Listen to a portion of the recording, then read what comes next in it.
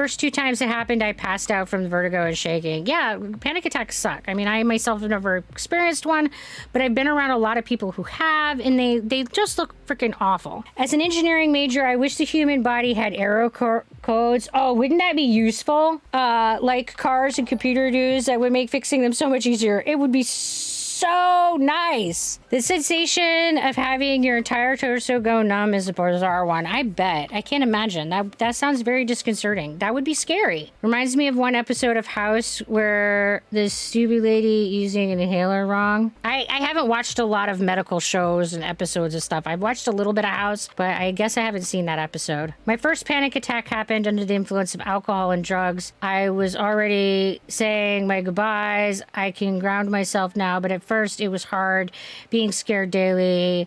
Yeah, I imagine that would be pretty awful. My first panic attack was around a few days ago. I was with my ex-girlfriend for around a year. We broke up back in August and we tried fixing things a few days ago, etc. Found out she was leading another dude and me on, and it broke. Yeah, I'm sorry, Rowan. That sounds awful. And yes, it is true that if you are thirsty, you're already dehydrated, but for the majority of people, that is exactly how we regulate mild dehydration, and that level of mild dehydration that drives thirst is not harmful to our bodies. So for the majority of people, absolutely just drink when you're thirsty. However, I have postural orthostatic tachycardia syndrome, and I need to drink 4 liters of water as my goal. I usually only drink about 3, but I need to drink lots of fluid. I usually do okay and feel okay if I drink 3 liters of fluid a day. And that's because I experience hypovolemia, which is not having enough volume of fluid in my blood, which causes me to pass out.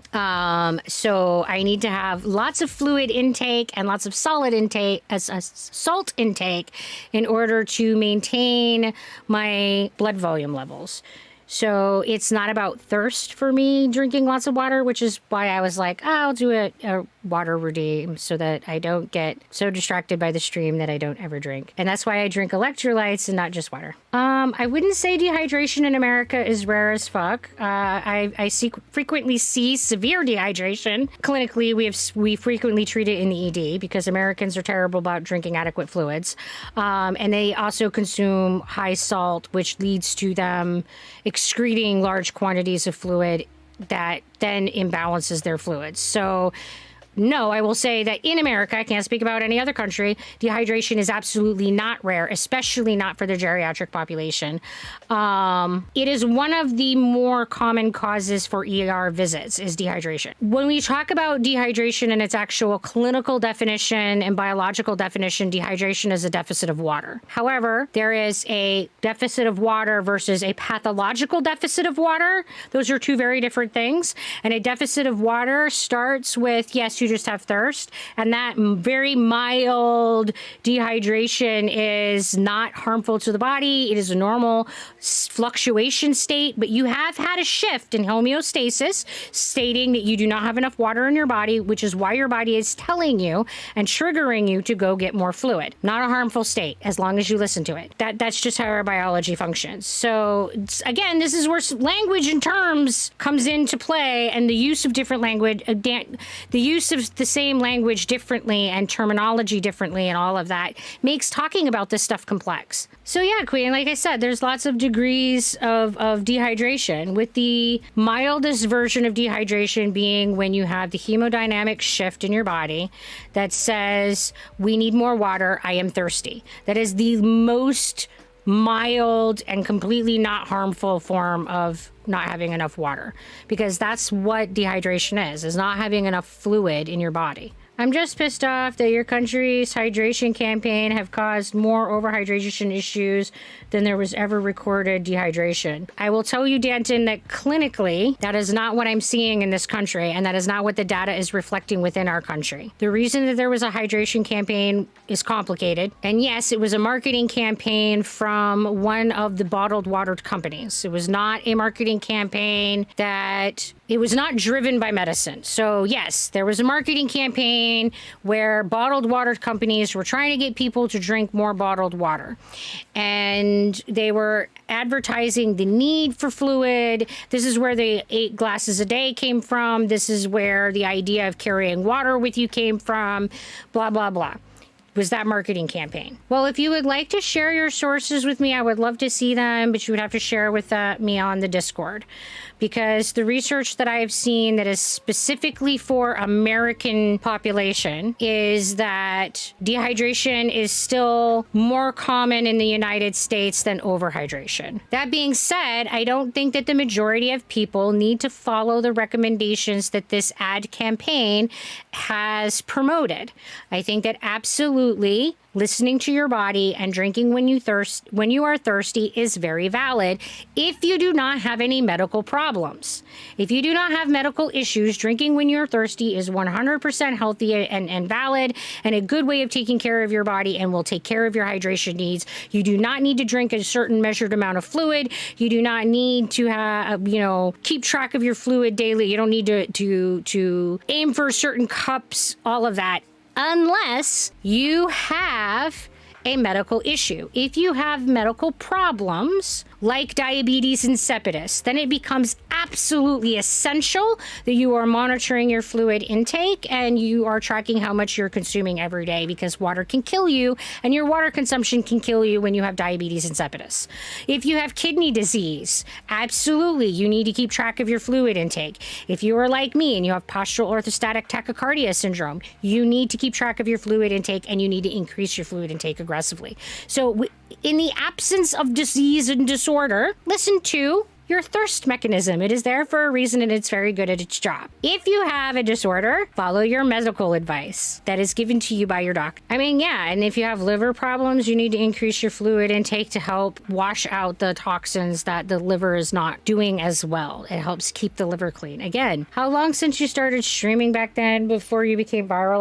I'm really not good with timelines. I know that it was 10/10 that I went viral on TikTok, and that I was streaming maybe a month, maybe two. Yeah, it looks like Miss Raj is saying much the same thing, a month or two.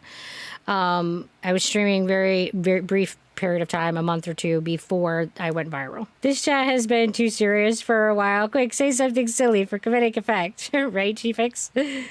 I think that where things become problematic is where advertisement influences people's thinking. This is why I really don't like medications being allowed to be advertised, especially because of things like the water advertisement campaign. It has changed people's perspective of what healthy drinking is, and it's not based on science. It's not based on medical knowledge. It's just bottled water wanting to sell more water. So I think that it is important that before you jump on any fad or trend or highly promoted health thing in social media or ads or any of that, that you do your research as to where that trend is generated from, and that you talk to your doctor about that trend in context of your healthcare situation, your clinical context. We got to be careful that we're not allowing corporations and their profits to impact our health just because they want to make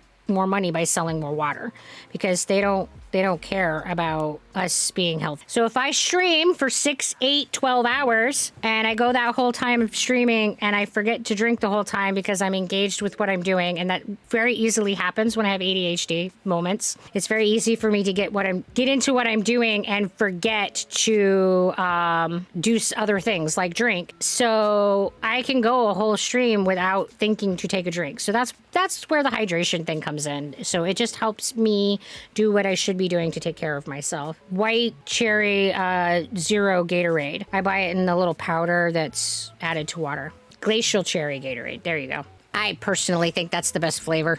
But I need to drink electrolytes because my electrolytes are always like super low. Even though I take electrolyte supplements, a lot of times my lab work still comes back low. It sucks so much. So at this point, we are looking at continuing to grow the platform, continuing to grow the social media platform as a whole, not just Twitch, but on our other platforms, continuing to grow the community, trying to increase our average viewership, trying to think of other ways to get involved in the community, more fun things to do, just continue towards doing more of what we've been doing and it is going the direction that we want it to go. We are seeing growth. We are seeing all of our numbers going the way that we want it to go. So I think that over time we'll do okay. But we just gotta give it time. How does it feel to be extremely popular now? Well, Plague Doctor, I'm not.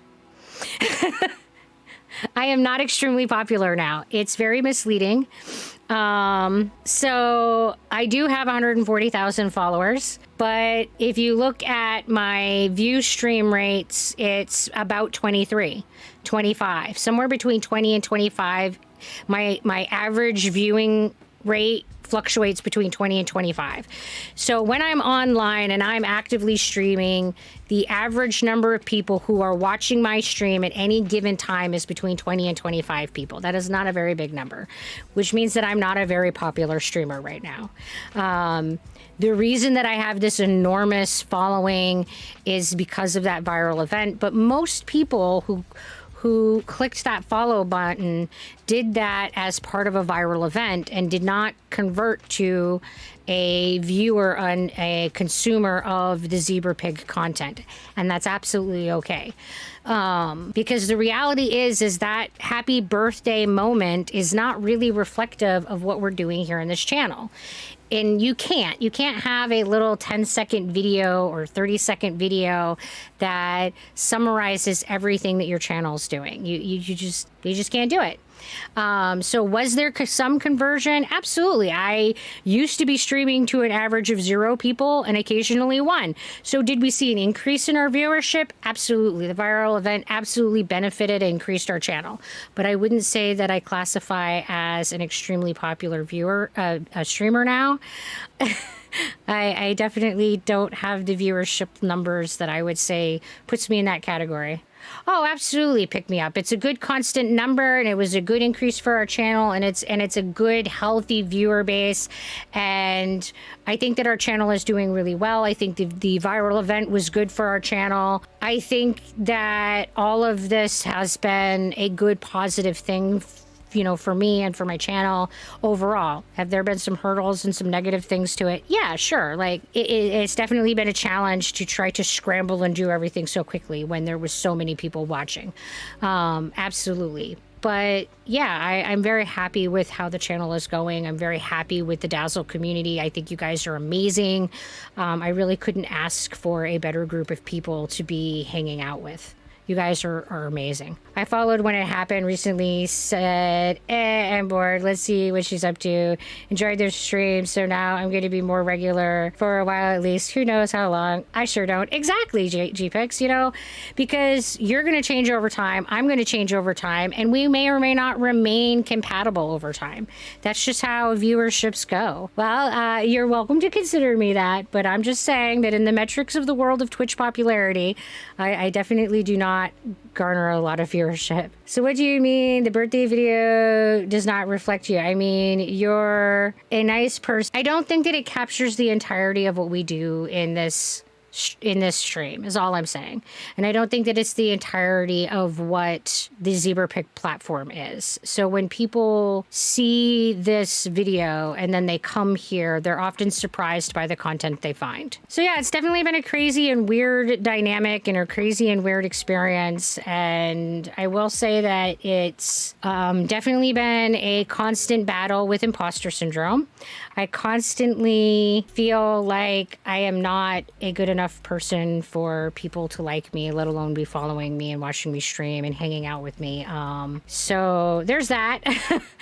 I definitely struggle a lot with the RSD gremlin who's constantly telling me that it's not possible for people to really like me. So this must be a trick somehow. I mean, there's all that baggage from life. Don't let this go to your head, but the charm of why I watch personally is you're more wholesome and legit care or try to care as much as you can, and you don't drink the streamer Kool-Aid where you're obsessed with subs, etc. and going, oh my god, thanks for following, don't forget to subscribe because you're more focused on the content. I don't think that I'm any different than the people who are watching. I think that we're all people. We have things we're good at. We have things we're bad at. The reason that I started streaming was that I wanted to have a platform where I could have better conversations. So yes, my focus is absolutely on the content. And I feel like if you give good content and you give people a place that's safe and you give people fun games and a good environment to hang out in, then the other things will come without you harping on them. I think people are going to subscribe and follow and hang out in your chat if you make that place a valuable, safe place to be.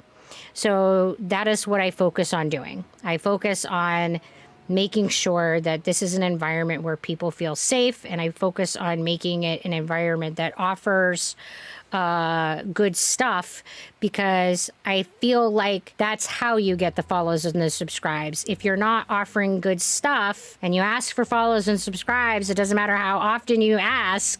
If you don't have good content, people aren't going to want to follow and subscribe. So it just makes sense to me that that's exactly why I love this stream as well. It's about the content of what we do, not to gain more from it. I mean, maybe it's kind of a catch-22 because it is how I make money and it is my living. So, I mean, I do need over the entire Zebra Pig platform, which is not just Twitch, but, you know, all of my social media. So WordPress and Facebook and TikTok and all of them. We need to make enough revenue to, you know, financially support us. So there's that. But I also want to make sure that what we're offering has value and that we're offering things in a way that even those who can't do subscriptions can get value and make it worth seeing the ads, which is where we get also get revenue. So yeah, I just feel like if you focus on the content and making a good space, then you're going to get the other things. And I think that if I take care of the Dazzle and make sure that they have a good safe spot, that it'll put you guys in a position that you can help me. And I think that's how communities work. And I think that people have forgotten that that's how communities work. Communities are about everybody taking care of everybody and everybody making sure that everybody's needs are being met in the ways that we can do that. And by everybody offering assistance. And I think that we need to have more focus on community in this country anyway. I don't know how other countries are doing, but I think America is abysmal at remembering that community is essential. I've always wanted to swim with sharks. I was supposed to last August, but ended up pregnant, so I couldn't do it. Aw, I'm sorry that you missed out on that opportunity. I mean, don't get me wrong, I have had zero desire to swim with sharks, but it sucks when you are like going to be, you know, you've set it up so that you're going to be able to do this thing that you've wanted to do, and then circumstances change, and for whatever reason, even if it's a positive change, but you're no longer able to do the thing that you were looking forward to, that can suck. And then it's just like, oh, you gotta like, even if it's a positive thing, it's like you're still like putting off this, I wanted to do this thing. Me and my husband went to Mexico for my birthday, and I ended up pregnant the month before. All it means is that I get to plan another trip later to try again, right? Well, I hope it works out for you. I hope you get to swim with your sharks. I was in a big pool with sharks swimming on my feet, but not really swimming. That sounds wild there, shark. Well, Danton, it totally depends on context. Pregnancy is one of those things that is very context sensitive. Some people are very much looking for that pregnancy, and some people are very much not. So context sensitive, it's sensitive to context. Sadly, I grew up during the Hollywood love affair with sharks, so my opinion is very warped, right? Or like, Jaws! Ah. Did you know that you can swim with whale sharks at the Georgia Aquarium? I learned that the other day. No, I didn't know that. I have no desire to do that, but that's cool that it's a thing. Jaws, the single movie that has caused a worldwide phobia of sharks. It definitely started the phenomenon. Yep. Don't worry about it, May Bear. I'm one of those people that struggles with like reading and like processing abbreviations, or if words have a letter out of order or missing letter, my brain like gets stuck on it. And usually if I process for a minute, I can get it and I can keep going. But ironically, my typing, if I get excited, is like the hot mess that I have a hard time reading. So it just is what it is. Typing is a skill set that, you know, you're inevitably going to hit the wrong letters here and there. I used to live in Atlanta and never knew about an aquarium in Georgia. Well, there you go, Torlak. I don't know, maybe it's new. 7-year-old me saw a 90s show with a shark, and I loved calling myself Tiburon shark in Spanish. Nice. And you just really identified and related to the shark right from the beginning, huh? It's in Atlanta. We went last year for my husband's birthday. It was amazing. Oh, that's cool. I think that my favorite vacations involve going to like museums and science places, and I really enjoy zoos and aquariums when I've gone, but I'm really hesitant to as an adult because there've been so many problems with them over the years that it's hard for me to know as an individual if the animals are like ethically handled. I know there are a lot of zoos doing really good work, and there are a lot of zoos that are working towards like restoring species and bringing up their numbers and repopulating the wild populations. And then there's other groups that have animal shows and animal showings that are not good and supportive of the animals. And I'm not very good at looking through all of that and being able to tell like which companies and sites are good to their animals and which ones are not. So I'm like, I sit there and go, I don't know if I'm supporting something good or harmful. So I tend to be more hesitant to go to aquarium and zoos now as an adult. I love going alone. I like to spend hours looking around. I hate it when I'm hurried out. Oh yeah, I agree, Shark. Don't take me to a sciencey place and then hurry my ass. I want to like turtle my way through. It's an all-day affair. If we're gonna go to a museum or a science place or anything like that, expect it to be an all-day affair. And luckily, the people that I generally go with are also all-day affair people, so it works out really well. The downside is that it makes it really difficult where I really enjoy like spending my time. It makes it difficult to get through large exhibits.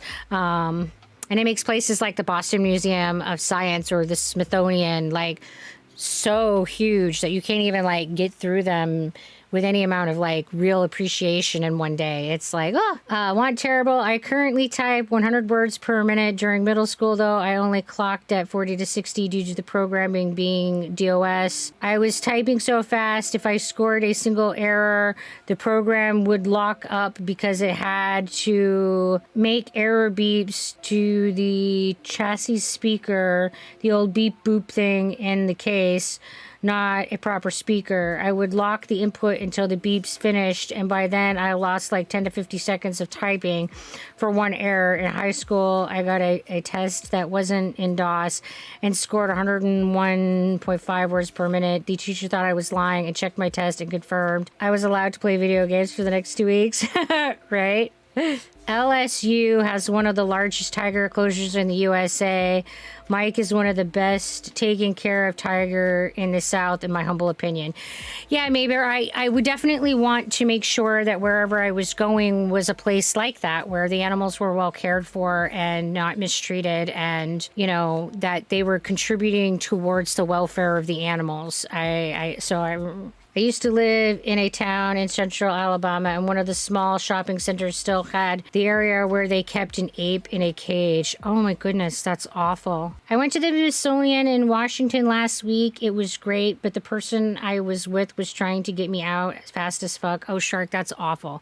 I think that's the worst experience for me, is like when you are in a really cool environment and you're really excited to be there and somebody just wants to like rush you out. Like, don't come with me if you don't want to be there. Just go do something else. If I invite you to go to a museum with me, know that it's going to be a slow adventure, and I'm going to look at all the things, and I'm going to go to all the exhibits, and I'm going to spend as much time as it takes to go through all the exhibits.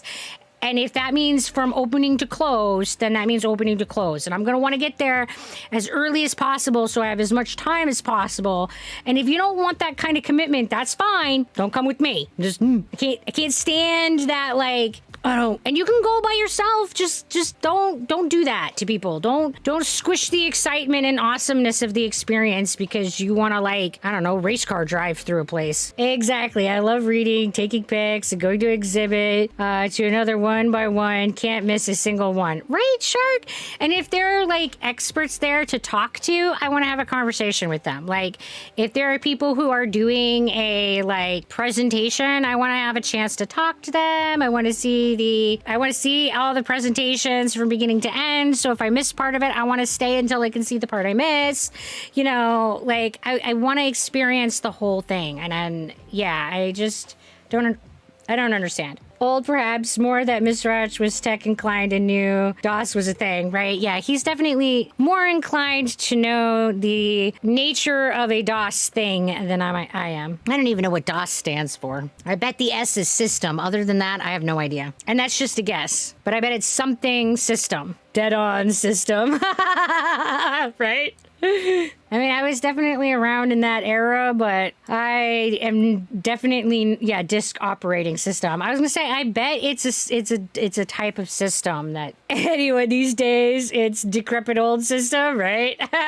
I mean, that is true compared to what computers, they just constantly get better. It's so cool. My 9-year-old nephew asked why the save button on Word looked like a vending machine. I mean, I think it's fun when kids try to figure out the context of the icons because they definitely don't look anything like what they are used now, like what they're using now. And I think that it's interesting that they haven't changed with the technology, that they're still using the same visuals. What's funny is DOS is still semi-supported. Last time I saw a floppy disk was in 2012. I don't even remember the last time I saw a floppy disk. I can't do that time reference thing. Used a CP/M in his youth. I don't know what that is, Torlak. I mean, but I can't even tell you what kind of computer I'm using now, so that doesn't really mean anything. Maybe or no, the sad snack demise.